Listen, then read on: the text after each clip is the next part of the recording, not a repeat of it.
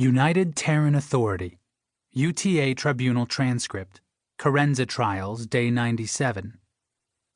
Chief Prosecutor, Gabriel Crowhurst. Chief Defense Counsel, Kin Hebe. Tribunal, Hua Li Jun. Saladin Al-Nakat. Chanel Jillian Chua. Witness, Leanne Frobisher, Director of Acquisitions, Baytech Industries. Date 11/04/76. Timestamp 13:06 hours. Continued from page 1172.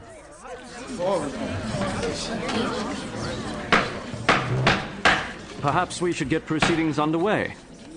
Miss Donnelly, is the video feed operating at your end? We can see you, Mr. Crowhurst. Thank you for making yourself available to us today. Please state your name and occupation for the record. Hanna Alima Donnelly. I don't really have an occupation. My father was Charles Donnelly, commander of Jump Station Heimdall. Al-Nakat, S. Miss Donnelly, the tribunal must again remind you that remote testimony is a privilege, not a right. One can't help but notice your so-called Illuminae group has a flair for the dramatic. Should these proceedings devolve into melodrama or farce, I will not hesitate to suspend the session. Do you understand? We understand, Your Honor. Miss Donnelly, you've already been sworn in.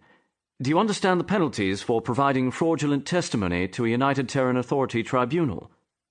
I'm sure Dr. Frobisher's lawyers can explain it to me. Pretty certain they would have warned her before she got on the witness stand for her comedy routine. Hebe, K. Objection. Hello, Leanne. Nice suit. A Feeney original, am I right? Your Honors. Miss Donnelly, these are exactly the kind of theatrics I will not tolerate. You will address the tribunal members or counsel only, or we will find you in contempt. Do I make myself clear? Yes, Your Honor. Crystal. Miss Donnelly, the tribunal has already covered the first and second segments of the Illuminae files, addressing the initial invasion of Kerenza 4 by Baytech Industries. Objection. Alleged invasion. Chua S. Sustained. Apologies. Alleged invasion. We've reviewed records of the battle between the Lincoln and the Alexander. From there, we moved on to the alleged siege of Jump Station Heimdall by Baytech special operatives and the arrival of WUC science vessel Hypatia. Don't forget the universe almost imploding twice. Quite. And yet you still haven't explained how you're talking to us now. Jump Station Heimdall was destroyed. If, as you claim, you and Heimdall's remaining population traveled to the Kerenza system before the station's destruction, using the ship belonging to Travis Fork, the Mao, you would have been trapped there with the crew of the Hypatia, with no way of returning to the core. With the wormhole down, you wouldn't even be able to transmit to us. 10 points. So where are you right now, Miss Donnelly? I'm not at liberty to say. But you're not in the Kerenza system? That'd be impossible. The Illumini group saved 2 universes from annihilation and a hyperspatial paradox event, but we're not miracle workers. June H. Miss Donnelly, please answer the question. Sorry, no. The answer is no. We're not in Kerenza. Very well. So given that it should have been a trip of several thousand years back to the core without jump travel, would you care to explain to the tribunal how it is you and your colleagues escaped the system? Not all of us did. I beg your pardon? Not all of us escaped Kerenza, Mr. Crowhurst. Are you saying some of your group are still there? I'm saying they'll never leave. That's the point of all this. That's why we're here today. To tell the story for everyone who can't tell you themselves. To shine a light, to speak for the dead, Mr. Crowhurst. The dead, Dr. Frobisher.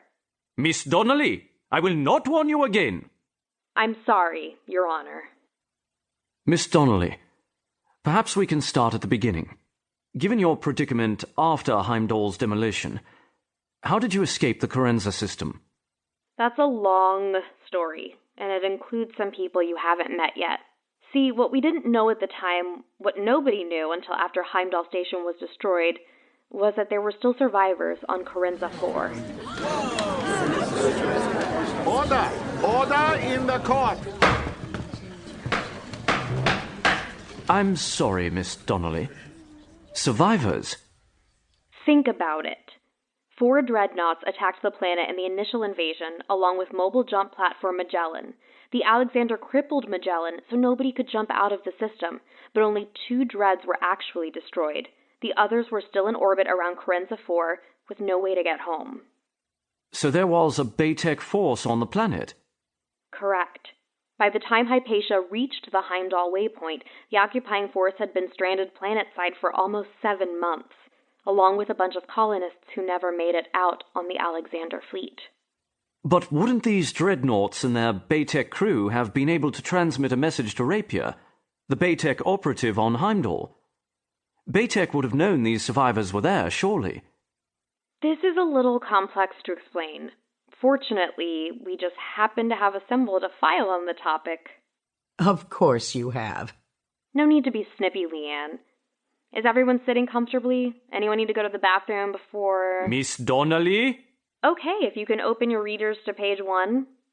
Once upon a time, on a little speck of ice at the end of the universe known as Kerenza 4...